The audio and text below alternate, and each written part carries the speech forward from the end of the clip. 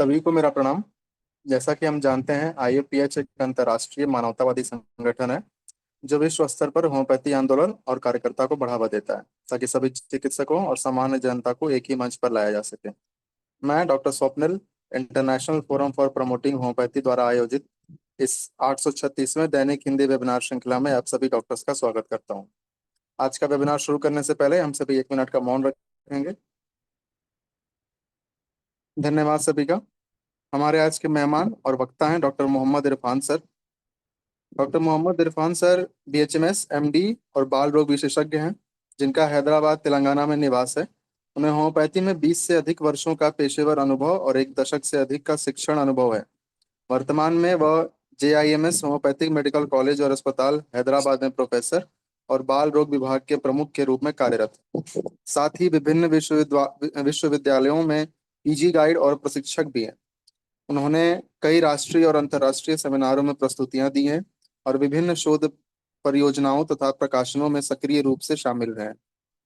उन्हें होम्योपैथी के क्षेत्र में उन्हें योगदान के लिए सम्मानित किया गया है और कुशल संचार, कंप्यूटर प्रवीणता और कई भारतीय भाषाओं के जानकार भी हैं। मैं सर से अनुरोध करता हूं कि वो अपना व्याख्यान प्रारंभ करें और अपने ज्ञान और अनुभव को हमारे साथ साझा करें। Over to you sir.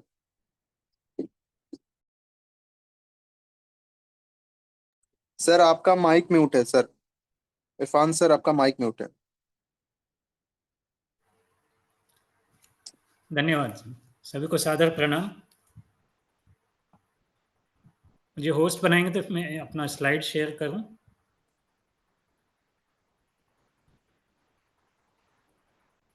Sir आप को होस्ट हैं, आप शेयर कर सकते हैं अपना स्लाइड से। स्लाइड नजर आ रहे हैं? नहीं सर अभी नहीं। हाँ ठीक है सर, अब आ रहा है। ठीक है। आज का विषय role of homeopath in palliative care from diagnosis to bereavement. इसका अगर मैं अनुवाद करूं हिंदी में तो निदान से लेकर शोक तक उपशामक देखभाल में एक होम्योपैथ की भूमिका। इस विषय पर आज मैं बात करने और चर्चा करने जा रहा हूं, क्योंकि पैलिएटिव केयर जिसको कहते हैं उपशामक देखभाल, ये अक्सर ऐसा देखा जाता है कि मृत्यु के करीब जो पेशेंट है उन्हीं के लिए माननीय है। ऐसा नहीं है। इसमें क्या आवश्यकता है वो आज मैं इस वेबिनार के द्वारा डिस्कस करने जा रहा हूँ। उससे पहले एक बार इस चित्र पर नज़र डालिए। यह है iceberg model of health and wellness. Iceberg एक जाना पहचाना, आपको सबको मालूम है कि एक जो ऊपर दिखता है, समुद्र के ऊपर जो दिखता है उतना ही हमको दिखता है, बाकी सब छुपा रहता है।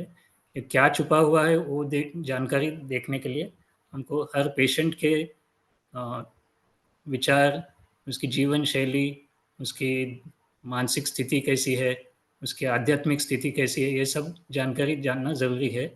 इसको सबको समझने के बाद ही हम उसकी हेल्थ कैसा है या उसका आरोग्य कैसा है वो देख पाएंगे। इसी का एक दूसरा चित्र है ये, जिसको हम बताते हैं कि फिज़िकल हेल्थ। फिज़िकल हेल्थ में जो हम देखते हैं कि उसका डाइट कैसा है, उसका रहन सहन कैसा है, वो अच्छी अपने हेल्थ की देखभाल करता है कि नहीं करता है, ये इतना ही हम फोकस करते हैं। मगर हम जो मिस करते हैं या जो फिर इग्नोर करते हैं वो है उसका औद्योगिक हेल्थ, सोशल हेल्थ, मानसिक संतुलन कैसा है, पर्यावरण का उसका हेल्थ कैसा है, उसका स्पिरिचुअल आध्यात्मिक हेल्थ कैसा है, ये सब हम भूल जाते हैं। एक होम्योपैथ को ये सब जानकारी ज़रूरी है और आप सब जानते हैं कि ये सब जानने के बाद ही एक पेशेंट को हम, एक मरीज़ को हम अच्छी तरह समझ पाते हैं। इसके अलावा अगर हम खाली फोकस करेंगे कि उसका अभी के लक्षण क्या हैं, अभी उसको क्या तकलीफ़ है, उस पे अगर हम ध्यान देते हैं तो हमारी जो रेमेडी है या फिर हम जो दवाई देते हैं पेशेंट्स को, वो पूरी तरह काम नहीं कर पाएगी। तो इसके लिए उसको जानना ज़रूरी है। और ये पूरा एक चित्र दर्शाता है कि इसका क्या-क्या स्टेप्स हैं और इसको क्या-क्या उसको ज़रूरी है पेशेंट को जानने के लिए। तो पैलिएशन क्या है? पैलिएशन एक लैटिन वर्ब से आता है जिसका मतलब है ढका हुआ, ढका रहना। और इसको, इसका मतलब अगर देखेंगे तो समझ में आता है कि इसको इसकी गंभीरता को कम करना है। कोई भी मरीज की जो बीमारी है उसकी गंभीरता को कम करना है, या फिर उसके इलाज में इतना तो कोशिश करना है कि उसकी सफरिंग, उसके जो पीड़ा है उसको कम कर सकें। तो पूरी तरह अगर उसको ठीक नहीं कर सकते, एटलीस्ट उसकी पीड़ा तो उसकी कम करनी चाहिए। ये इसका मतलब है कि पैलिएशन, उपशम का देखभाल। और पैलिएशन क्यों ज़रूरी है, आइए देखते हैं। हर साल 56.8 मिलियन लोगों लास्ट ईयर ऑफ लाइफ, जो मृत्यु के करीब होते हैं, ऐसे लोग इस दुनिया में हैं, जिसमें से 25 मिलियन लोग इस लास्ट ईयर ऑफ लाइफ में रहते हैं जिनको ये पैलिएटिव केयर की ज़रूरत है। मगर इनमें से देखा जाए तो सिर्फ 14% लोगों को ये मिल पाता है। ये क्यों है? क्योंकि ये इसकी जानकारी नहीं है। और 69% अभी जो पॉपुलेशन है उसमें 60 से अधिक वय वाले लोग हैं, और 6% इसमें बच्चे हैं, और 80% लोग इसमें से गरीब देशों में रहने वाले हैं। और इसमें से अगर देखेंगे तो ये क्यों इसकी और ज़रूरत पड़ने वाली है, पैलिएटिव केयर स्पेशलिस्ट की ज़रूरत क्यों पड़ने वाली है? क्योंकि पॉपुलेशन जैसा बढ़ते जा रहा है, जनसंख्या जैसी बढ़ती जा रही है, उसमें उम्र भी बढ़ते जा रही है लोगों की, और उसमें बीमारियां भी बढ़ते जा रही हैं। नॉन कम्युनिकेबल डिजीज जिसको कहते हैं वो बढ़ते जा रहे हैं। ये सब के चलते हुए लोगों को इसकी और ज़्यादा ज़रूरत आने वाले वर्षों में पड़ने वाली है। अगर भारत के हिसाब से देखेंगे तो इसमें से हर 1000 लोगों में 3 से 4 लोगों को पैलिएटिव केयर की ज़रूरत पड़ती है, और उसमें से मिलता कितने लोगों को है? सिर्फ 5 मिलियन।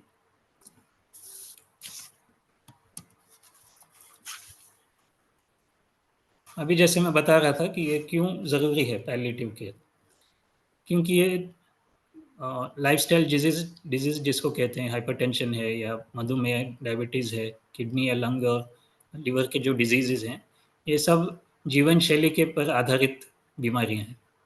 और इनके चलते हुए इनमें से जितने भी बीमारियां बढ़ते जा रही हैं, क्योंकि हमारा रहन सहन बदल गया है, जीवन शैली बदल गई है, ड्यूटीज़ करने के टाइमिंग्स बदल गए हैं, इन सब के चलते हुए ये सब डिजीज़ों की संख्या बढ़ते जा रही है, ऐसे मरीजों की संख्या बढ़ते जा रही है।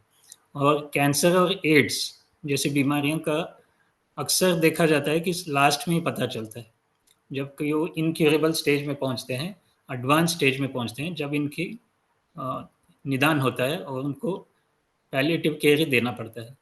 क्योंकि उनका क्योर करना अभी मुश्किल हो जाता है। लाइफ एक्सपेक्टेंसी अगर देखेंगे, जीवन प्रत्याशा जो है वो 1990 में 57.86 ईयर्स थी। उसके चलते हुए अब देखेंगे 2017 के हिसाब से 69.16 ईयर्स हो गई है। जीवन प्रत्याशा जो है उसमें वृद्धि हुई है। और डाइंग प्रोसेस जिसको कहते हैं, कि अक्सर देखा जाता है कि मोस्ट लोग आजकल अस्पताल में ज़्यादा मृत्यु कर जा रहे हैं, जिसकी वजह से हेल्थ कॉस्ट बढ़ जाता है और पूरे देश के इकोनॉमी पर बर्डन हो जाता है। और इनमें से देखेंगे तो अक्सर लोग क्रॉनिक बीमारियों से उलझे हुए हैं, जो चलते हुए काफ़ी समय तक उनका इलाज चलता है, और सिर्फ 10% लोगों को सडन अनएक्सपेक्टेड बीमारियों से उनकी मृत्यु होती है।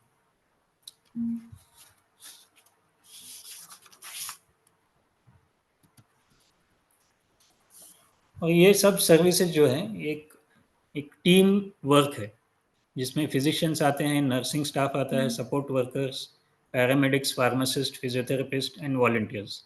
और ये सब के चलते हुए एनजीओज, काफ़ी सारे एनजीओज पैलिएटिव केयर में अपना सहयोग दे रहे हैं। और ये सब सपोर्ट सिर्फ पेशेंट को सीमित नहीं है, उनके पूरे परिवार को उपलब्ध होनी चाहिए। ये जब सर्विसेज हैं ये सब पूरे परिवार को देनी चाहिए।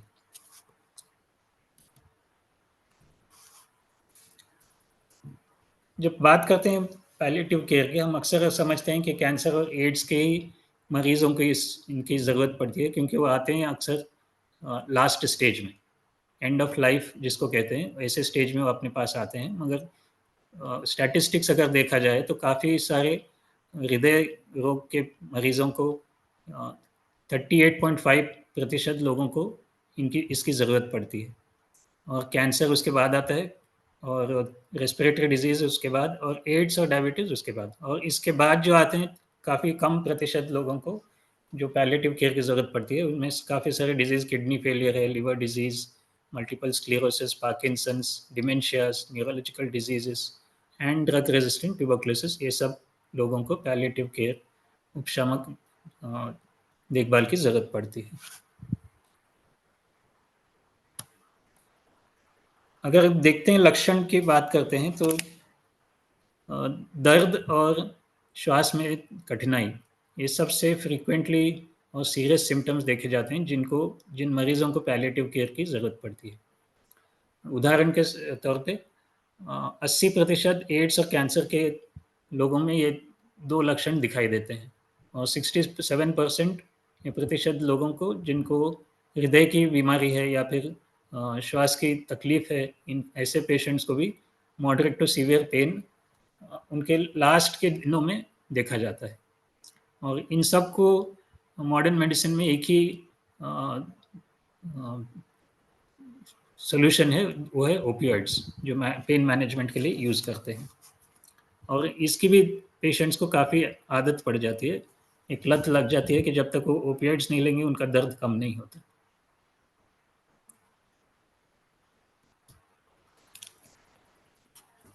ये जो WHO का डेफिनेशन अगर देखेंगे, आप ध्यान से देखिए कि जितने भी मैंने अक्षर इसमें से कलर किए हुए हैं, रंगीन हैं, इन सब का एक महत्वपूर्ण उद्देश्य है।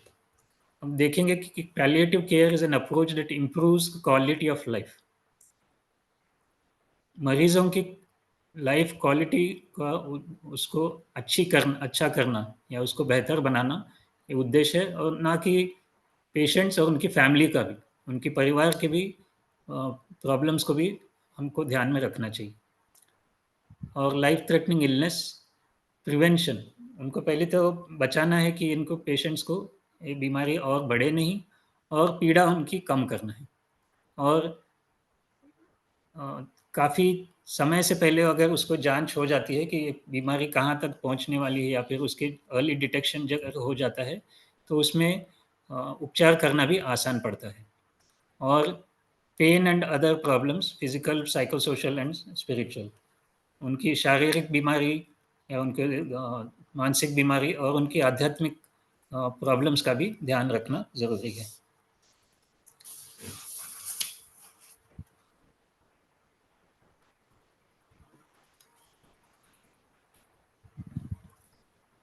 क्वालिटी ऑफ डेथ, आप सब सोचते होंगे कि क्वालिटी ऑफ लाइफ तो सुना है, क्वालिटी ऑफ डेथ क्या होता है? अगर किसी को मैं आप पूछूं कि आप कैसे मरना पसंद करेंगे, कैसी मृत्यु कर आप चाहेंगे, तो आप सोचेंगे कि यह कैसा सवाल है, एक ऐसा प्रश्न है कि ये पूछ रहे हैं कि कैसा मरना पसंद करेंगे। सब यही चाहेंगे कि अपने परिवार के सहित, परिवार के सामने अपने घर में मरना या फिर मृत्यु पाना पसंद करेंगे या चाहेंगे। तो इसमें देखेंगे कि क्वालिटी ऑफ लाइफ या मृत्यु की गुणवत्ता जो कहते हैं इसको, वो अगर देखेंगे भारत इसमें काफ़ी पीछे है। एक स्टडी के मुताबिक 80 देशों की क्वालिटी ऑफ डेथ को देखा गया, तो इसमें भारत 67th पोजीशन पर है।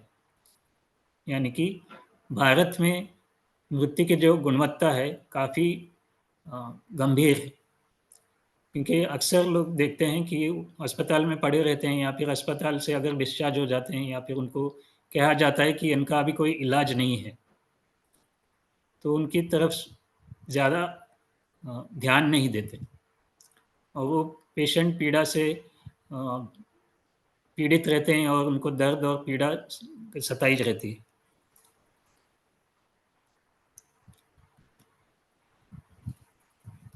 डेम सिस्ली सॉन्डर्स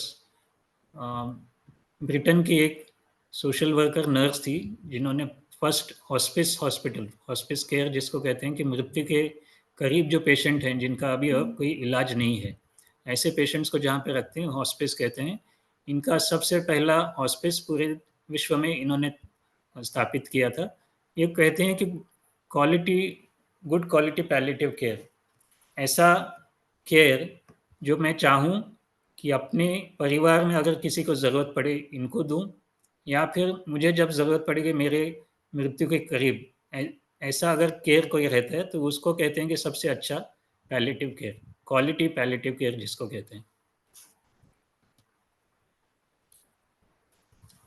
तो जैसे मैंने पहले बताया कि क्वालिटी ये पैलिएटिव केयर जो रहता है कि अक्सर हम देखते हैं कि कैंसर पेशेंट हमको जब पैलिएटिव का जो शब्द सुनाई देता है तो अक्सर हम सुनते हैं कि मृत्यु के समय जो भी कैंसर के पेशेंट है, पीड़ित पेशेंट हैं, उनको ही इनकी इसकी ज़रूरत पड़ती है, मगर ऐसा नहीं है। अगर एक चित्र में आप देखते हैं, ये जो ऊपर की जो स्ट्रिप है, ये ओल्ड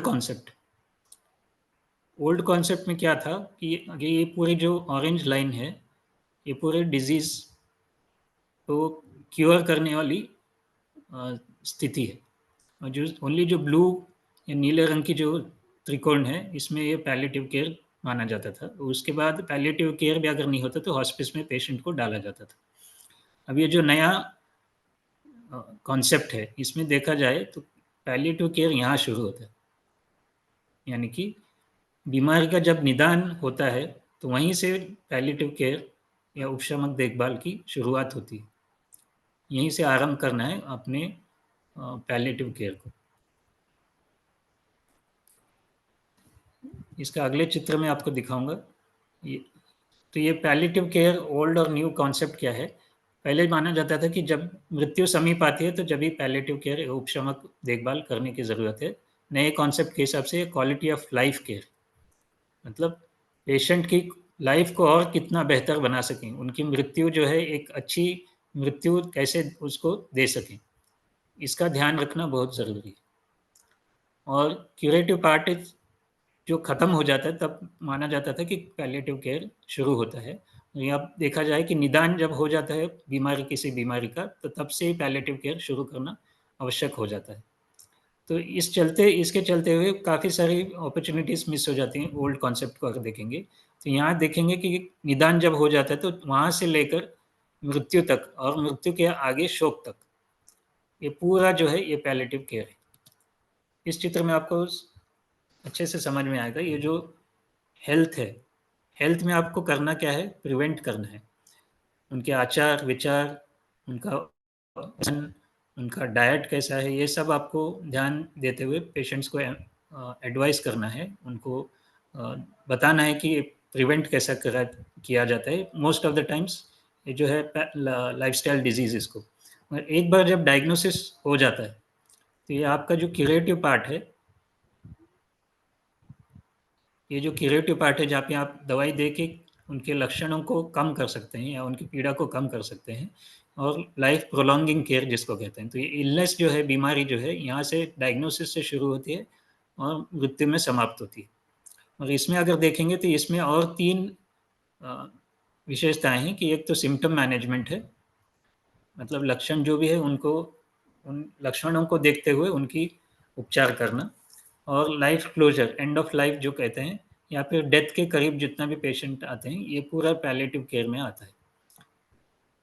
और बिरीवमेंट के बाद भी मृत्यु यहाँ हो गई तो पेशेंट को हाथ साफ नहीं करना, हाथ अपने साफ नहीं करने कि पेशेंट तो गया। पेशेंट की जो फैमिली है, परिवार है, उनका भी ध्यान रखना एक चिकित्सक की जिम्मेदारी बनती है। तो डेथ के बाद, मृत्यु के बाद भी जो पेशेंट के साथ, पेशेंट के परिवार के साथ व्यवहार करना है, वो भी अपना एक जिम्मेदारी, एक कर्तव्य बन जाता है कि उसका भी हम ध्यान रखें। तो चलिए इसके हिसाब से, जैसा मैंने बताया कि ये आज का जो विषय है निदान से लेके शौक तक, तो इसका हर स्टेज का एक मैं आपको एक उदाहरण के तौर पे एक केस दिखाता हूँ। तो पहले तो है डायग्नोसिस, निदान के टाइम पे क्या हमको क्या ध्यान रखना है, इसका एक उदाहरण मैं आपको देता हूँ। एक 3 साल का बच्चा है जो अपने पास ही इसकी डिलीवरी हुई थी। एक काफ़ी टाइम से छोटी-मोटी बीमारियों से आता था, काफ़ी अच्छा फेयर टॉकेटिव बच्चा था, और पिछले 1 महीने से उसको बुखार आता जाता रहता। इसके साथ सर्दी खांसी भी 15 दिन से थी, पेट में थोड़ा-सा टाइटनेस था। 1 महीने पहले उसको दस्त लगे थे, इसके साथ उसको फ़ीवर भी था। और ऑन एग्जामिनेशन उसको जस्ट पाल्पेबल स्प्लीन मालूम पड़ा था, और उसको उसकी जांच की इन्वेस्टिगेशन में पता चला कि एचपी काफ़ी कम है, और टोटल काउंट काफ़ी ज़्यादा, उसमें से लिम्फोसाइट्स भी बढ़ के हैं, और प्लेटलेट्स तो 59,000 ही थे। इसमें हमको एक डाउट आता है कि कहीं ये डेंगू बीमारी तो नहीं है। तो ये सब जो टेस्ट करवाए, मलेरिया, वायरल और डेंगू, ये सब नेगेटिव थे। इसका जो फीवर पैटर्न था, फीवर टोटलिटी लेके, इसके डिटेल्स में मैं नहीं जा रहा हूँ, उसको उसके देखते हुए हमने उसको दिया बेलाडोना 200 और फेरमफॉस 3x। और ये 2 दिन बाद उसकी हमने फिर से जांच की, क्योंकि फीवर तो कम हो गया था, मगर उसके पर एब्डोमेन अगर एग्जामिनेशन देखें तो स्प्लीन का साइज और थोड़ा सा बढ़ गया था। लीवर एक फिंगर पाल्पेबल था। बच्चा अभी भी एक्टिव और प्लेफुल था। तो ये हमारे दिमाग में एक घंटी बजनी चाहिए कि एक बच्चा जिसका फीवर कम हो रहा है, मगर उसके अंदर के साइंस बढ़ते जा रहे हैं, और परीक्षण करने पर उसके जो इन्वेस्टिगेशंस हैं वो अच्छी तरह अच्छे नहीं दिख रहे हैं। और यूएसजी हमने करवाया तो उस पर भी हिपैटोस्प्लीनोमेगाली मालूम पड़ा। तो हमने एक सेकंड ओपिनियन के लिए हमारे यहाँ जो बाल रोग तज्ञ हैं उनको एक ओपिनियन लिए, तो उन्होंने फिर से एक बार अगले दिन फिर से ब्लड टेस्ट करवाया, तो उसमें से फिर से वेरिएशंस दिखे, काफ़ी सारे वेरिएशंस थे। एटिपिकल सेल्स काफ़ी मालूम पड़े, क्योंकि ये टेस्ट हमने इस बार बाहर के लैब में भेजा था, क्योंकि देखने के लिए कि अपने लैब और बाहर के लैब में कुछ व्यत्यास आता है क्या। तो इसमें से काफ़ी सारे एटिपिकल सेल्स निकले, और उसमें से वो जो पीडियाट्रिशियन थे, बाल रोग तज्ञ थे, उन्होंने कहा कि एक बार फ्लो साइटोमेट्री करेंगे, और हेमाटोलॉजिस्ट को रेफर किया था। वहाँ जाने के बाद उन्होंने बोन मैरो साइटोलॉजी और फ्लो साइटोमेट्री के लिए बच्चे को एडमिट किया था। उसका डायग्नोसिस निकला कैला पॉजिटिव। कैला है common acute lymphoblastic leukaemia antigen, और B cell acute lymphoblastic leukaemia का निदान हुआ। और उसके बाद पेशेंट को कीमोथेरेपी पे लगाया गया, और उसके बाद काफ़ी रिस्पॉन्ड अच्छे से रिस्पॉन्ड किया, और अंडर रेमिशन है। अब सवाल ये उठता है, प्रश्न ये उठता है कि होम्योपैथी क्यों नहीं ट्राई की। जो बच्चा जो हमारे पास 3 साल से आ रहा था, उसके सब बीमारियां अच्छी थी, उसका पूरा परिवार हमारे पास है। जब ये बच्चे का जो पिता है वो सॉफ्टवेयर इंजीनियर है, काफ़ी जानकारी रखने वाला है, तो उसके जो चेहरे पे जो प्रश्न था कि ये बच्चे को आप क्या कर सकते हैं, इसका जो बेस्ट पॉसिबल सोल्यूशन था कि एटलीस्ट इसका निदान बराबर से हो जाए। एक बार हमने निदान के लिए भेजा हेमाटोलॉजिस्ट के पास, उनके पूरा ये जो कैला पॉजिटिव निकला, उन्होंने भी यही कहा कि ये आप सही टाइम पे आए हैं, आप अगर थोड़ा लेट कर देते तो काफ़ी परेशानियों का सामना करना पड़ता था। तो ये इस केस से मैंने ये दर्शाया है कि आपको कोई भी बीमारी है, उसके अगर सिम्पटम्स और इसके इन्वेस्टिगेशंस अगर मैच नहीं होते हैं, तो आपको ये थोड़ा-सा ध्यान रखना है कि उसका और कुछ निदान निकलता है, नहीं निकलता है, उसका अ, सही से मालूम करना, उसको सही दिशा दिखाना पेशेंट को, और उसके सही समय पर सही पेशेंट सही डॉक्टर के पास भेजना काफ़ी ज़रूरी हो जाता है। दूसरा जो केस है, ये एक एलर्जिक राइनाइटिस का हमारे पास पेशेंट था, 45 साल का, जो 2021 में जब कोविड का समय चल रहा था, एक खांसी और श्वास की तकलीफ के साथ आया था। अगर इसको उस समय हमारा इस प्रोटोकॉल था कि जो भी पेशेंट खांसी और कोई भी सिम्टम्स आईएलआई के जो सिम्टम्स इन्फ्लुएंजा लाइक सिम्टम्स के जो आते हैं, उनको एक प्रोटोकॉल था कि उनका सही से जांच करना आवश्यक था। तो इसको हमने सीबीपी या जो ब्लड काउंट करवाया था, उसका एक्सरे करवाया था। एक्सरे में एक धुंधला सा पैच नज़र आ रहा था right lower zone of the lung में। इसको हमने फिर सीटी टेस्ट के लिए भेजा, तो उसमें निकला सीए लंग। और ऑन्कोलॉजिस्ट जो हमारे अस्पताल में जो ऑन्कोलॉजिस्ट थे, उनको रेफ़र किया ओपिनियन के लिए, तो उन्होंने कहा कि ये सही समय पे आए हैं, और काफ़ी छोटा-सा है और शुरुआत में है, तो इसको सर्जरी करके निकाल देते हैं। तो सर्जरी के बाद फिर उन्होंने टेस्ट किया, सब टेस्ट करने के बाद उनको ना कीमो की ज़रूरत पड़ी, ना रेडिएशन की ज़रूरत पड़ी, और उसके बाद अच्छे से अभी तक वो पेशेंट कोई भी लंग कैंसर के कोई भी उसके लक्षण अभी नहीं है।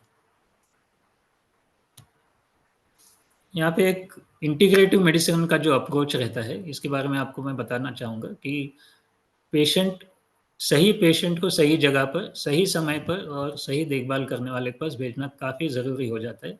हमारे खुद के साइंस के स्कोप एंड लिमिटेशंस को समझना है। आपके अगर एक्सपीरियंस है कि काफ़ी एक्सपीरियंस्ड पर्सन अगर आप हैं, अगर आपको मालूम है कि ये पेशेंट मैं हैंडल कर सकता हूँ, तो भी उसको पेशेंट को हाथ में लेना है।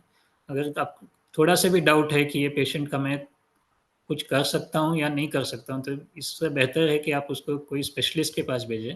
स्पेशलिस्ट का मतलब ये नहीं कि वो कोई एलोपैथी हो। आपके ध्यान में अगर कोई सीनियर होम्योपैथिक डॉक्टर है या फिर आयुष का कोई भी डॉक्टर है जिसके पास आप समझते हैं कि इसका इलाज है, तो ऐसे देखभाल करने वालों के पास, ऐसे चिकित्सक के पास भेजना काफ़ी ज़रूरी हो जाता है। यही महत्व इंटीग्रेटिव मेडिसिन का है।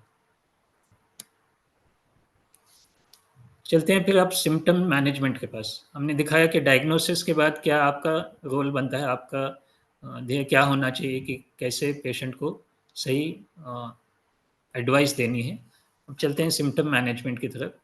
एक काफ़ी इंटरेस्टिंग केस है। एक 17 साल का लड़का है जो आया था अपने पास, स्वेलिंग ऑफ लेफ्ट नी, बाएं घुटने में 2 महीने से उसको सूजन थी, और लेफ्ट लेफ्ट ग्लूटेल रीजन में 2 महीने से दर्द था, काफ़ी तेज दर्द था।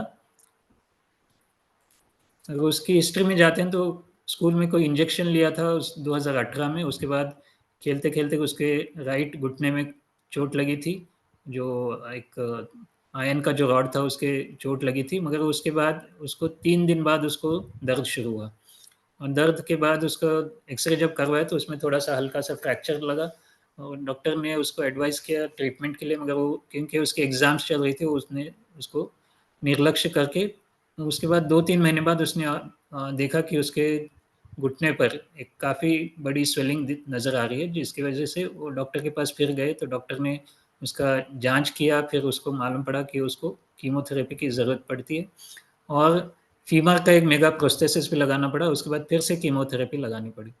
ये सब हमारे आने से पहले की जो हिस्ट्री है ये आपको मैं बता रहा हूँ।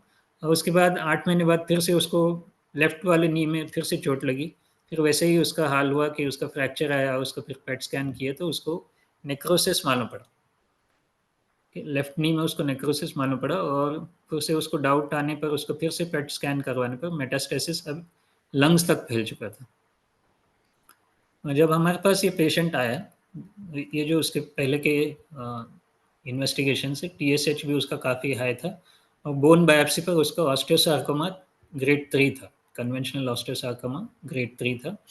और उसका पेट स्कैन पे देखेंगे आपकी proximal land of tibia involve है, और लेफ्ट सेक्रल एला मेटास्टेटिक है, और लंग्स में भी दोनों लोअर जोन्स में मेटास्टेटिक लीजन्स हैं।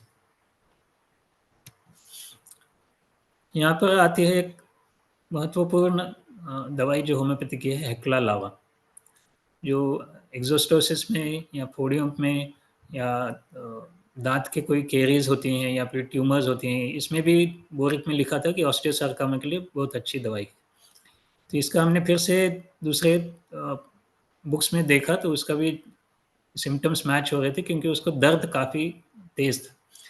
ये जो ट्रीटमेंट पूरा ले रहा था हमारे पास जब आया, तो सिर्फ दर्द के निवारण के लिए आया था, क्योंकि उसका दर्द इतना तेज़ था कि उसको मॉर्फिन की आदत पड़ चुकी थी। मॉर्फिन दिन में 3 बार 4 बार ऐसे लेता रहता था। तो इसको हमने जो इलाज शुरू किया, उसका जो प्रिस्क्रिप्शन स्टार्ट किया, उसको एक्लालावा 6 और कैलकेराफ्लूर 3x एज अ बायोकेमिक हमने स्टार्ट किया। तो 3 दिन बाद हमने देखा कि मॉर्फिन जो 3 बार लेता था अब 2 बार लेना पड़ रहा है उसको, और उठ के बैठ पा रहा है अभी। पहले से काफ़ी टाइम तक वो उठ के बैठ पाता है अभी।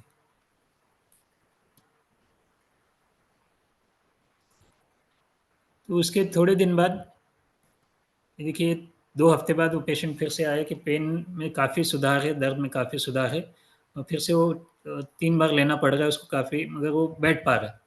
और जो पैर के तलवों में जो जलन थी वो पूरी तरह ठीक हो गई थी, और फिर से उसको थोड़ी सी सूजन आ रही थी, इलेक्ट्रिक शॉक लाइक पेन्स थे उसके लेफ्ट टो में, और सेक्रल रीजन में फिर से पेन थोड़ा सा बढ़ने लगा था। एक्लालावा और कैलकेराफ्लूर हमने कंटिन्यू रखा। इस समय हमको लगा कि ये पेशेंट को और थोड़ी जानकारी लेके उसकी और कोई ड्रग आती है या कि कॉम्प्लीमेंट्री ड्रग टू हेक्लालावा आती है क्या देखने के लिए हमने उसकी पूरी टोटलिटी ली। तो इसमें ये मालूम पड़ा कि उसको कॉन्ट्रडिक्शन बिल्कुल भी पसंद नहीं है, काफ़ी क्रोधित होता है, उसको साथ रहना पसंद है, सफाई पसंद है उसको और आशावादी है। आशावादी हमने इसलिए लिया कि वो ऐसी हालत में भी उसको जब मालूम है कि बीमारी कैसी है, काफ़ी खतरनाक बीमारी उसकी थी, मगर उसको ऐसा लगता था कि मैं अब ठीक हो जाऊँगा तो मैं अपने कॉलेज को वापस से जा पाऊँगा। उसको वेजिटेबल्स पसंद नहीं थी, डिज़ायर्स फ्रूट थे, मीट पसंद था और नींद में कभी-कभी दचकता था। तो ये टोटलिटी पे हमने उसको फास्फोरस समझा कि उसकी फास्फोरस की दवाई आएगी, तो अब देखेंगे कि मॉर्फिन का यूसेज काफ़ी कम हो गया है। ओनली एक बार दिन में, पहले 3-4 बार जब लेता था, अब दिन में 1 ही बार ले रहा है और शॉक लाइक पेन्स जो थे वो कम थे। पैरों की उँगलियों में जो पेन था वो कम था और एक नई कठिनाई आई कि वो लेफ्ट रिस्ट में भी उसको एक स्वेलिंग आई। उसका जब देखते हैं तो मेटास्टेटिक लीजन, फिर से एक नया लीजन आ गया था। हमने इसको फास्फोरस 30 और हेक्लालाव और कैल्केराफ्लू कंटिन्यू रखा। ये देखते हैं कि ये जो है ये मेटास्टेटिक लीजन है।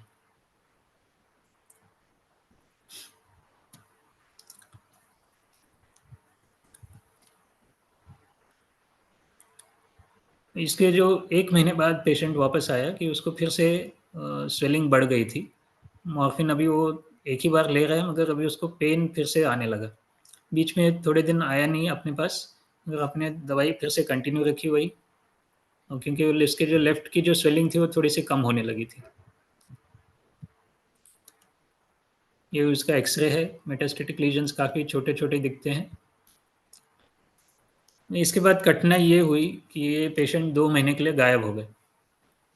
ये अक्सर हम पेशेंट्स में देखते हैं कि कोई भी उनको बताए कि यहाँ पे ये दवाई अच्छी मिलती है, यहाँ के डॉक्टर अच्छे हैं, आप उनको सलाह देते हैं, काफ़ी बहुत सारे उनके परिवार वाले सलाह देते हैं कि ऐसे इससे अच्छा डॉक्टर उधर है, ये सब चलते रहता है ऐसे पेशेंट्स में। तो उन्होंने वो सलाह मानकर एक जड़ी बूटी वाले डॉक्टर के पास गए, वहाँ पे इलाज किया और उसकी हालत बिगड़ती गई। तो ये 2 महीने के बाद फिर से वापस हमारे पास आए, तो अब तक उसकी बीमारी काफ़ी बढ़ चुकी थी।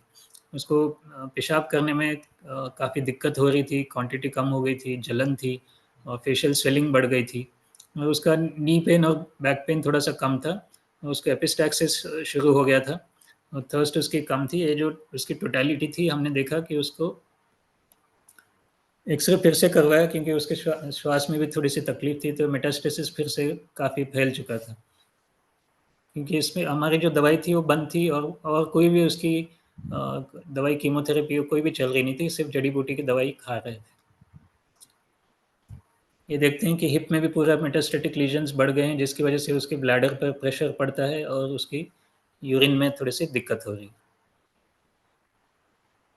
ये उसका चित्र है कि लेफ्ट नी का कैसा स्वेलिंग बढ़ गया था। ये पेशेंट हमारे पास और थोड़े दिन था, उसके बाद फिर से उसको हायर सेंटर के लिए भेजना पड़ा क्योंकि उसकी तबीयत फिर से बिगड़ने लगी थी और 2 महीने बाद इसका देहांत हो गया।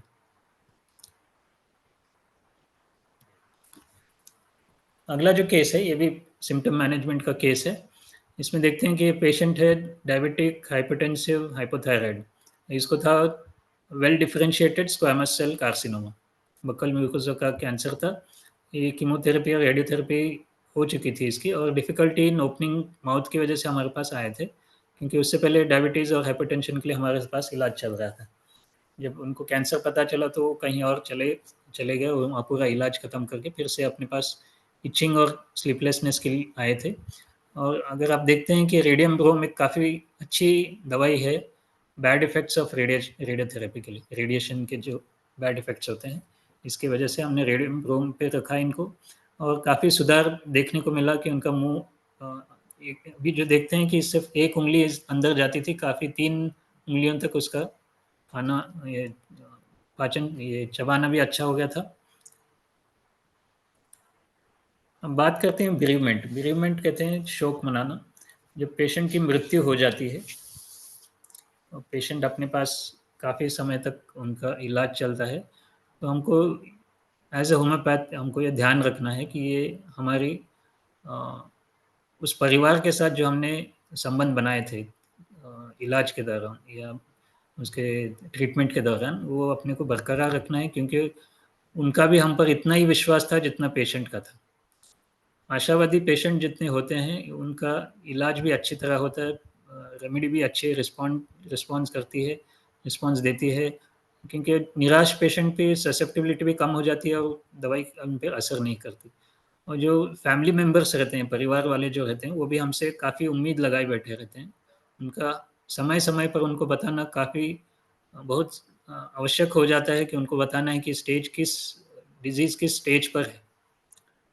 उनको भी कॉन्फिडेंस में लेना बहुत ज़रूरी हो जाता है, उनको बताना तो ज़रूरी हो जाता है कि किस स्टेज पर है, इसके आगे हम क्या कर सकते हैं और क्या करना पॉसिबल है। हम हमारे यहाँ तक क्या पॉसिबल है और कहाँ जाना है, ये सब उनको कॉन्फिडेंस में लेके ट्रीटमेंट कंटिन्यू करना आवश्यक हो जाता है।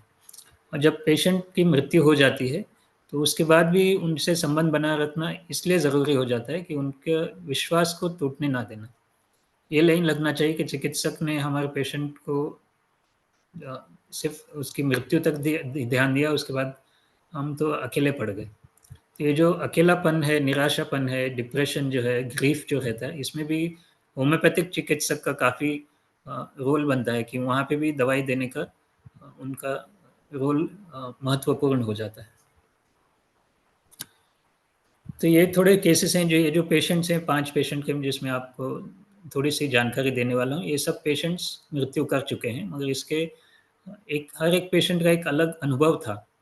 ये जो फर्स्ट पेशेंट था, पुलिस ऑफिसर रिटायर्ड हो गए थे मल्टीपल मायलोमा के साथ। उनको जहाँ भी थोड़ा-सा हिल मूवमेंट होता था, वो फ्रैक्चर हो जाती थी bone. Neck of femur fracture थी, शोल्डर फ्रैक्चर थी, वो डायबिटिक थे, हाइपरटेंसिव थे। उनको पेन किलर्स चल रहे थे कन्वेंशनल ट्रीटमेंट में, और इंडिविजुअलाइज्ड होम्योपैथिक ट्रीटमेंट में सिम्फाइटम चल रहा था। कैल्केरेफॉस 3x से हमने 6x तक गए। उसके बाद पेशेंट को लेके गए, वो दवाई उनके पुत्र जो थे वो आकर लेते थे दवाई, और एक समय के बाद उनकी तबीयत इतनी ख़राब हो गई कि वो मृत्यु के नज़दीक जब ये आए, तो उस दिन उनके बेटे ने हमको फ़ोन किया कि ऐसे हालत में कुछ दवाई हो सकती तो दे दिए। तो हमने उनको दिया ओपियम 6C, उनके सिम्पटम्स देखकर, तो एक आसान मृत्यु उनको प्राप्त हुई। अगला जो पेशेंट है एसएनएम, ये hepatocellular carcinoma, CA duodenum, diabetic and hypertension.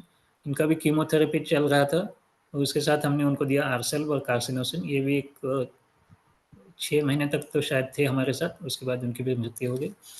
ये जो तीसरा केस है, 3 महीने की बच्ची थी। जब अपने पास आई थी तो एक एपेंडाइमोमा विथ हाइड्रोसेफेलस के साथ था। उसका स्टेंटिंग ऑलरेडी हो चुका था और एंटी एपिलेप्टिक्स पे थी। इनका ये जो दोनों पेरेंट्स थे, सॉफ्टवेयर इंजीनियर्स थे, काफ़ी आशा के साथ हमारे पास आए थे। उनका रेगुलर ट्रीटमेंट चला, बच्ची हमारे साथ 6 महीने तक थी। उसके बाद वो मेटास्टेसिस होने की वजह से फिर हमको ट्रीटमेंट बाकी और कुछ ट्रीटमेंट था भी नहीं। बाकी वो ऑन्कोलॉजिस्ट तो बोल रहे थे कि अभी नेक्स्ट ऑप्शन है सर्जरी करके पूरा ड्रेन करना है या फिर ट्यूमर निकालना है, जिसके लिए वो तैयार नहीं थे। तो इन अंत तक वो हमारे साथ थी। उनका कैल्केरिया कार्ब 6C फॉस्फोरस से सब चलता रहा, और उसके बाद भी हमने इनका साथ नहीं छोड़ा। पेरेंट्स काफ़ी खुश थे हमारे ट्रीटमेंट की वजह से, क्योंकि हमने उनके बच्चे की काफ़ी अच्छे से देखभाल की थी। और उसके बाद भी उनको एक बच्ची पैदा हुई, उनका हमारे हॉस्पिटल को आना-जाना था। और अगला जो पेशेंट है कोलेंजियोकार्सिनोमा, एक एडवोकेट थे, रिटायर्ड एडवोकेट, काफ़ी स्ट्रिक्ट, एक डिसिप्लिन्ड आदमी थे। कीमोथेरेपी उनका चल रहा था, ऑलमोस्ट एक 36-37 साइकिल्स हो चुके थे। उनके बाद उनको लगा कि इनके जो साइड इफ़ेक्ट्स हो रहे हैं, कॉन्स्टिपेशन है या फिर उनको जो भूख की जो तकलीफ़ थी, ये सब के लिए हमने उनको नेक्सोमिका दिया, फिर उसके बाद चेलिडोनिम भी रखा, और कार्सिनोसिन उनका चल रहा था। ये पेशेंट अभी भी हैं, और कुछ समय पहले भी उनका देहांत हुआ। और आखिरी जो पेशेंट है एएस, ये 6 साल की बच्ची थी जो ऑलरेडी मेडुलोब्लास्टोमा का ऑपरेशन हो चुका था, मगर अब उसका नया बीमारी था विल्म्स ट्यूमर। इनका भी कीमोथेरेपी चल रहा था। ये कार्सिनोसिन और फास्फोरस से थोड़ा-सा रिस्पॉन्ड कर रही थी, मगर एक समय ऐसा आ गया कि पेशेंट के पेरेंट्स, उनके छोटे बच्चे भी थे, उनका ध्यान नहीं रख पा रहे थे, तो इन बच्चे को हॉस्पिस में डाले और उनका वहाँ पे ध्यान हुआ।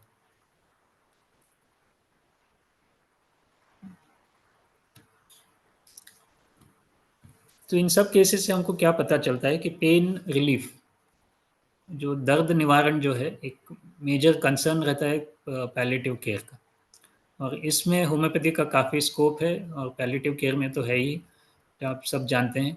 और integrative medicine is the need of the integrative medicine आजकल बहुत ज़रूरी हो जाता है, क्योंकि हम एक दूसरे के साइंस को जानना ज़रूरी है, एक दूसरे के साइंस पर विश्वास करना ज़रूरी है। आयुष के जितने भी सिस्टम्स हैं और एलोपैथिक के सिस्टम से एकजुट होकर हम पेशेंट को एक सेंटर बना के पेशेंट का उपचार को अगर हम अपना ध्येय बनाएं तो उसका रिजल्ट भी अच्छा आएगा। हम अपने साइंस को लेके फैनेटिक हुए, अपने साइंस का ही बढ़ावा करें तो इसमें पेशेंट का नुकसान होता है। तो पेशेंट को क्या ज़रूरी है वो अपने को देखना काफ़ी ज़रूरी हो जाता है। और इसमें देखेंगे कि individualised homoeopathy adjuvant to conventional system of medicine के लिए काफ़ी महत्वपूर्ण हो जाता है। और हमको यहाँ देखना है कि पेशेंट के पहले पीड़ा को समझिए, फिर उसके साथ रहिए उसकी मृत्यु तक, और उसके परिवार के साथ रहिए मृत्यु के बाद तक। ये काफ़ी आवश्यक हो जाता है एक डॉक्टर के लिए।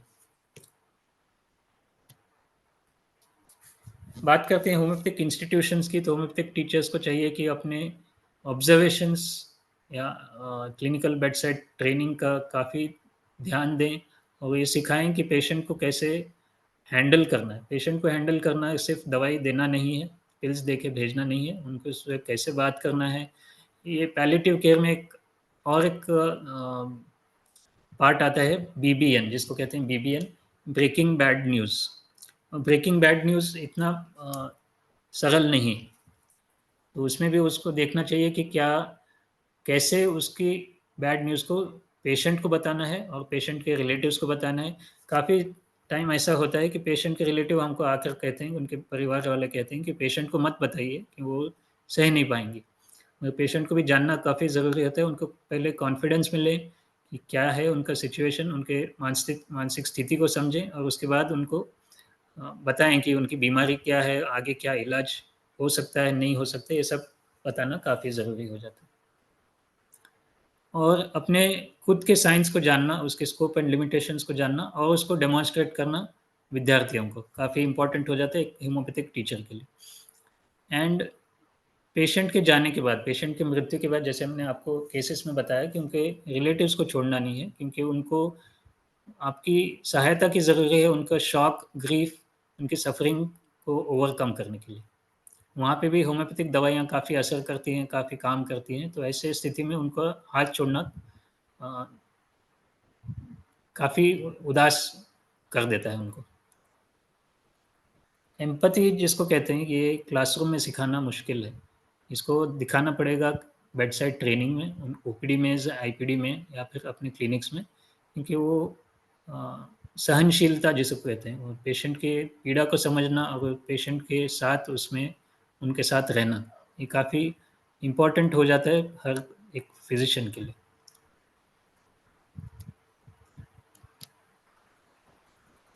यहीं पे मेरा टॉक खत्म होता है। मैं आभारी हूँ डॉक्टर नवीन पावस्कर, जो डायरेक्टर हैं जिम्स हेल्थ केयर के और मैनेजमेंट का। हमारे साथ पूरी जो टीम है फिजिशियंस की, इंटर्न्स की जिम्स हॉस्पिटल में, और जितने भी पेशेंट्स हमारा विश्वास करके हमारे साथ कॉन्फिडेंस के साथ हम पर भरोसा करके हमको ये अपनी पीड़ित जीवन का हमको हिस्सा बनाते हैं, ये सब पेशेंट्स का मैं आभारी हूँ।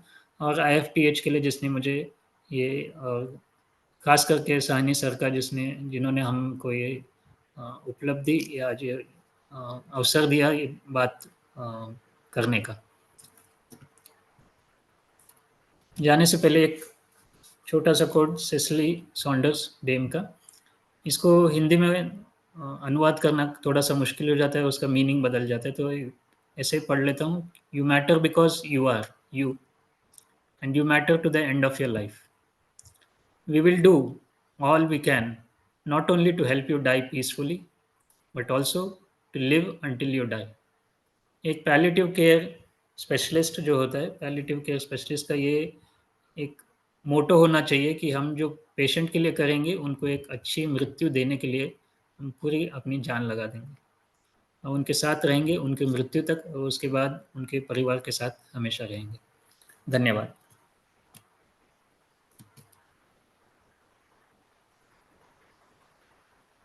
सर हमारे पास अभी 15 मिनट हैं सर, जी, तो अगर आप कुछ और बताना चाहते हैं तो सर आप बता सकते हैं। अगर कोई प्रश्न है तो मैं बताना बेहतर समझूंगा। क्वेश्चन है सर कल्पना कुमारी मैम का, homoeopathic palliative medicine for rheumatic pain and sciatica pain. ये इंडिविजुअलिस्टिक मेडिसिन काफ़ी बेहतर ऑप्शन रहेगा, क्योंकि अगर पेशेंट को एक ही दवाई सबके पेशेंट की होती तो होम्योपैथी नहीं होती, राइट। तो इंडिविजुअलाइजेशन करके उनकी सिम्टम सिमिलैरिटी देख के देना will be a better option. अगर देखेंगे sciatica के लिए स्पेसिफिक है तो ग्नेफालियम काफ़ी अच्छा है, कालमिया लेटिफोलिया अच्छी है दवाई, जिसमें tingling and numbness with the pain. Kalmia जाती है from the hip to the foot, right. ये दवाई बहुत अच्छे रिजल्ट्स हैं। आई एम नॉट सेइंग कि this is the only remedy, इसमें अच्छे रिजल्ट्स देखने को मिलते हैं। और दूसरी है ग्नेफालियम, जिसमें पेन से ज़्यादा उसको टिंगलिंग एंड नमनेस देखने को मिलती है। रोमेटिज्म तो अच्छी खासी दवाइयाँ हैं। लेडमपाल है अगर if it is ascending type of pain, Kalmia if it is descending type of pain. और एक चीज़ मैं यहाँ पे बताना चाहूँगा कि अगर कोई इंटरेस्टेड है पैलिएटिव केयर के बारे में जानने के लिए, तो लखनऊ स्थित एक एनजीओ है NAPCAM, national association for palliative care for AYUSH and integrative medicine. इनके ऑनलाइन कोर्सेज चलते हैं और 6 मंथ्स के या 1 ईयर के मॉड्यूल्स हैं। अगर आप ये करना चाहें तो कर सकते हैं। अभी मैं फेलोशिप कर रहा हूँ उसमें, उसके बाद मास्टर्स आता है पैलिएटिव केयर में।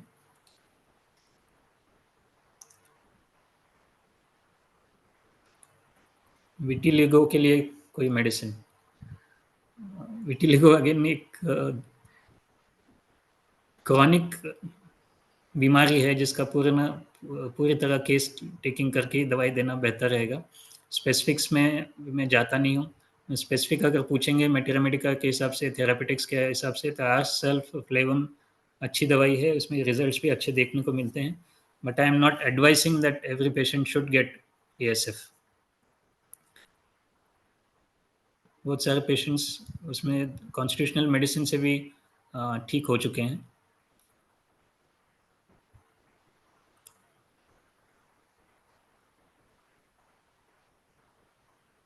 तो नैपकिन जो है, नैपकिन के कोर्सेज हैं, इसमें स्वयं पोर्टल पे भी है, NPTEL के पोर्टल पे भी अवेलेबल हैं, तो वहाँ पे भी आप ऑनलाइन कोर्सेज कर सकते हैं। हाँ, एक सवाल है। विटिलिगो के केस में बहुत ज्यादा टाइम लगा है, क्यों ऐसा होता है?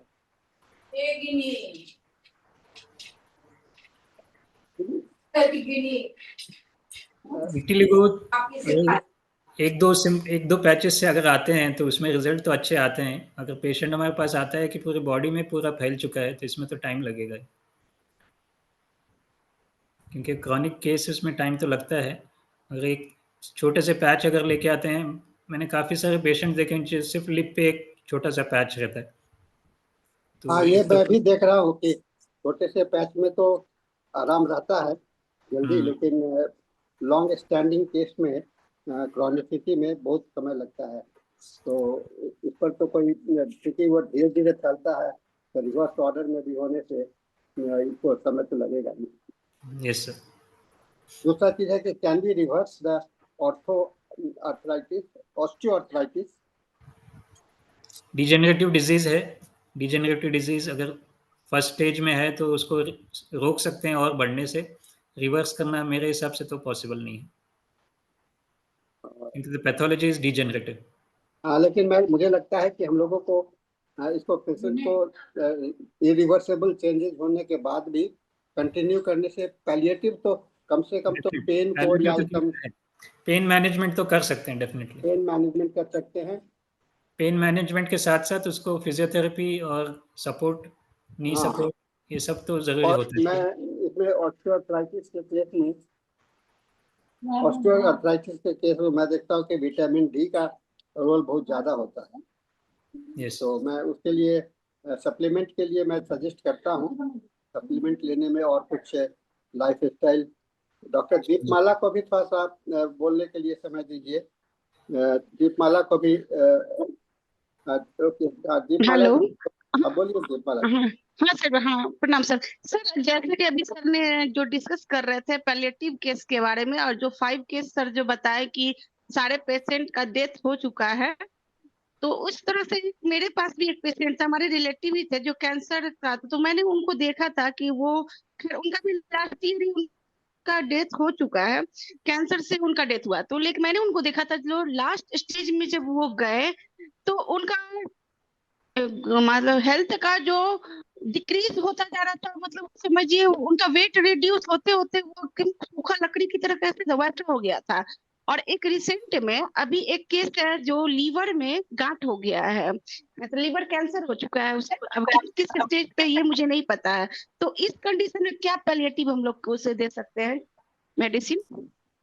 कि लीवर जबकि कोई पैथोलॉजी क्या है वो देखना है। लेकिन हाँ, उनका हिस्ट्री में कोई अल्कोहलिज्म नहीं है, किसी तरह का कोई स्मोकिंग नहीं है, बट वो लीवर में उनका लीवर कैंसर है। तो वही, ये भी तो पैलिएटिव ट्रीटमेंट में ही हम लोग इस तरह में देंगे ना, तो क्या जी। सजेस्ट करेंगे सर? पैलिएटिव केयर में अगर सिम्टम्स कुछ हैं तो सिम्टम मैनेजमेंट तो काफ़ी इम्पोर्टेंट है ऐसे केसेस में, क्योंकि अगर वो पैथोलॉजी अगर काफ़ी एडवांस हो चुकी है और मेटास्टेसिस हो चुका है तो इसमें तो और क्यूरेटिव करना तो मुश्किल हो जाता है। पैलिएटिव ही करना है और पेन मैनेजमेंट पे ही ध्यान देना पड़ेगा। हाँ, तो पैलिएटिव केयर ट्रीटमेंट के ही रिगार्डिंग मैं पूछ रही हूँ सर। तो ऐसे में क्या मतलब हम लोग को कैसे, क्या इसे एडजस्ट कैसे मैनेज करें? पैलिएटिव केयर के लिए जो डॉक्टर हैनीमैन का गाइडलाइंस है, पैलिएटिव केयर में हम लोग कोई जरूरी नहीं है कि टोटलिटी पर वहाँ चलते हैं। वहाँ पर जो प्रोमिनेंट एक्यूट केसेस है उसके मॉडरेटिव सेंसेशन को लेकर के आप मेडिसिन जो सिचुएशनल सेलेक्ट कर सकती हैं और उसके आधार पर दवा को दिया जा सकता है। ऐसा मैं देखता हूँ, क्योंकि जब हैनीमैनियन कॉन्सेप्ट में देखेंगे तो पैलिएटिव का रोल जो है तो टेम्पोररी रिलीफ के लिए हो रहा है, और जहाँ रोगी को हम लोग ठीक नहीं कर सकते हैं वहाँ पर हम लोग पैलिएटिव केयर तो हम लोग को भी अडॉप्ट करना पड़ता है। डॉक्टर हैनीमैन ने पैलिएटिव केयर का विरोध तो नहीं किया था, लेकिन उन्होंने ये कहा था कि ग्रेव इमरजेंसी जहाँ आउट ऑफ कंट्रोल हो, इरिवर्सिबल चेंजेस हो, उसमें उसमें हम लोग को इसका यूज करना चाहिए। एक कल्पना कुमारी का हाँ सवाल सर, बिल्कुल। Irfan ji, pterygium can cure by homeopathic medicine? Pterygium में इतना कुछ अनुभव नहीं है सर मेरा। या और मुझे लगता है कि मैं तो इतने समय में मैं तो देखा हूँ, हाँ ये क्यूरेटिव है, लेकिन वही है कि पेशेंट समय नहीं देता है। पेशेंट अगर समय दिया तो ठीक होता है, क्योंकि मैं और दूसरा सवाल है, कैंसर इन्फेक्टेड नहीं होता है तो उसके सेवा करने वाले को कुछ होने पर कार्सिनोसिन मेडिसिन देने की सलाह क्यों दिया जाता है? इसको ये अच्छा सवाल इन्होंने किया है राघवेंद्र जी। कार्सिनोसिन इसमें मैं तो नहीं देता हूँ, मैं तो नहीं सजेस्ट करता हूँ कि सेवा करने को ये दिया जाए। सवाल प्रश्न समझा नहीं सर मैं। कार्सिनोसिन किसको देना? कहते हैं कार्सिनोसिन पेशेंट के अटेंडेंट को देने के लिए। नहीं, कोई जरूरत नहीं है, नहीं है कंपल्सरी। बिल्कुल भी नहीं। हाँ, ये तो मैं भी नहीं समझता हूँ कि क्यों क्यों ये सवाल उठता है। पेशेंट के अटेंडेंट को कार्सिनोसिन क्यों दिया जाएगा जबकि वो कोई सफरिंग नहीं है? तो पहली बात तो कैंसर इन्फेक्टिव नहीं है, इन्फेक्टिव नहीं है, और इन्फेक्टिव नहीं, कंटेजियस नहीं है। नहीं, इनका यही सवाल है कि इन्फेक्टिव नहीं है तो क्यों लोग सलाह देते हैं? तो पता नहीं क्यों देते हैं, कोई मैं तो नहीं कह सकता हूँ, लेकिन मैं तो नहीं देता हूँ, मैं तो नहीं कहता हूँ कि ये देना चाहिए। नहीं, अगर हिस्ट्री में फैमिली हिस्ट्री हो या कुछ और हो इस तरह का हिस्ट्री, तो आप मे भी इसे एज ए प्रिवेंटिव दे सकते हैं। नहीं, अटेंडेंट को क्यों देंगे? अटेंडेंट को नहीं देंगे, अटेंडेंट को तो बिल्कुल भी नहीं देंगे। अब तो इनका सवाल है, अटेंडेंट को देने के लिए बात कर रही है। अटेंडेंट को तो देने का कोई जरूरत है नहीं।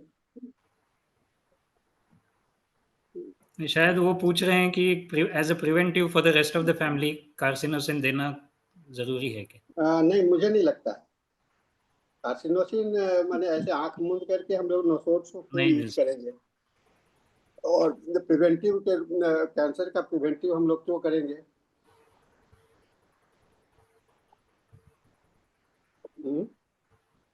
प्रिवेंटिव तो सिचुएशंस आएगा, कोई जरूरी है कि उसके फैमिली मेंबर्स में ये जेनेटिक कोड को अगर भी देखते हैं तो सभी को तो कैंसर नहीं हो जाएगा। जेनेटिक कोड के हिसाब से भी वो कैंसर होने का चांस वहाँ पर नहीं होता है। हाँ, जो ससेप्टिबिलिटी होगा उसको तो होगा ही, जिसका काफ़ी लाइफ का सिचुएशंस है वो डिपेंड करता है। ये एक ये अलग अवस्था है ना। ससेप्टिबिलिटी है तो आप दिया जा सकता है, जो प्रिवेंटिव एज ए प्रिवेंशन आप दे नहीं सकते हैं, लेकिन वो ससेप्टिबिलिटी आप कैसे जांचिएगा, क्यों देंगे? पहले तो सबसे पहले सवाल उठता है क्यों देंगे प्रिवेंटिव? प्रिवेंटिव का कोई रूल होता है ना, कोई रेगुलेशन होता है ना, तो प्रिवेंटिव हम क्यों देंगे? सवाल उठता नहीं है प्रिवेंटिव देने का वहाँ पर। हाँ, ये कोई इन्फेक्शन डिजीज है, उसमें जीनस एपिडेमिकस निकालेंगे तो उसके आधार पर करेंगे। यहाँ पर प्रिवेंटिव मेडिसिन का रोल मुझे नहीं लगता है कि कैंसर के वाले फैमिली में सब प्रिवेंटिव मेडिसिन किया जाए। यहाँ हम लोग इंडिकेटेड होते हैं, जैसे पेशेंट को हम लोग देखते हैं, हाँ, तो वहाँ पर हम लोग कोशिश करते हैं कि इंडिविजुअल केसेस में देखने पर हम लोग जब देखते हैं तो उसमें हम लोग ऐसा करते हैं। एक कल्पना कुमारी का एक और सवाल आया है, फोरहेड में सिस्ट हुआ है, उसके लिए होम्योपैथिक मेडिसिन टोटलिटी पर दिए फिर बिल्कुल ठीक नहीं हुआ, suggest me any other medicine. Kalpana ji, इसका जवाब तो मैं ही दे दूंगा। तो टोटलिटी पर आप दिए तो फॉलो अप दीजिए, कुछ और भी दीजिए। नहीं, टोटलिटी आपका कितना सही था ये भी तो सवाल उठता है ना। ये भी है। टोटलिटी आपका फिर से रिवाइज कीजिए। केंट्स के जब नहीं लाभ हुआ है तो केंट्स का 12 ऑब्जर्वेशन को फॉलो कीजिए और उसके आधार पर सिलेक्ट कीजिए। कोई जरूरी है कि हम लोग हमेशा पहले बार में ही टोटलिटी निकाल लें? मान के चलते हैं कि टोटलिटी हो गया, लेकिन टोटलिटी हुआ कि नहीं हुआ ये तो पेशेंट का एक्शन बताएगा ना, दवा का ये बताएगा ना। ये तो आपने बताया ना कि टोटलिटी पर दिया, लेकिन वो कितना सक्सेसफुल है ये आप नहीं कंफर्म कर सकते हैं। बिल्कुल, ये सक्सेस का बेस जो है तो आपको दवा ही बताता है कि हम लोग कितना आपका ये प्रिवेंट ये जरूरत है। तो बहुत अच्छा सेशन रहा। मे भी ये भी सब पॉसिबिलिटी है कि आप हाँ उसको फॉलो अप दे सकते हैं। फॉलो अप में फिर वही सवाल उठता है ना कि क्यों फॉलो अप में हम दें, है ना? फॉलो अप में हम क्यों दें, ये तो सवाल उठता है ना। ये देखिए, आप अगर कॉन्सेप्ट पर चलेंगे तो एक लॉ को फॉलो करना जरूरी होता है। क्या कॉन्सिक्वेंस होगा इस पर डिपेंड भी करता है। दीपमाला जी, हम लोग का डिस्कशन का समय अब नहीं रह गया है। हम लोग हमारा समय खत्म हो गया है। हाँ, इरफान जी को हम लोग धन्यवाद देते हैं। और इरफान जी फिर आइए, आपको एक सेशन हम लोग आपको मैंने पहले ही हिंदी सेशन में हमने आपको कह चुके हैं। आपका अगला टॉपिक मुझे बता देंगे। आप लोग अब इसके साथ में आज का ये सेशन क्लोज होता है। सभी को धन्यवाद। डॉक्टर इरफान जी को बहुत बहुत धन्यवाद। और हम लोग session hand over, thank you sir. session is handed over to Dr. Dhanesh for the English session. Over to you, Dr. Dhanesh. You can take over the charge now. Dr. Dhanesh, you are here.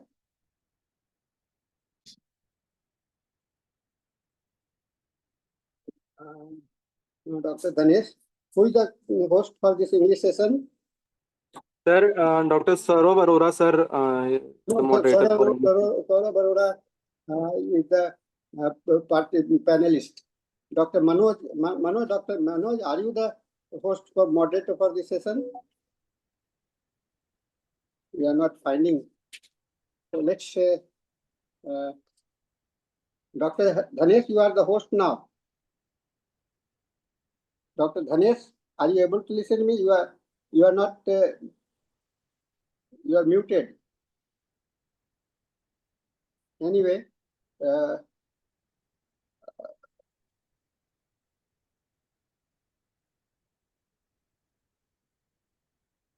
Doctor, yeah.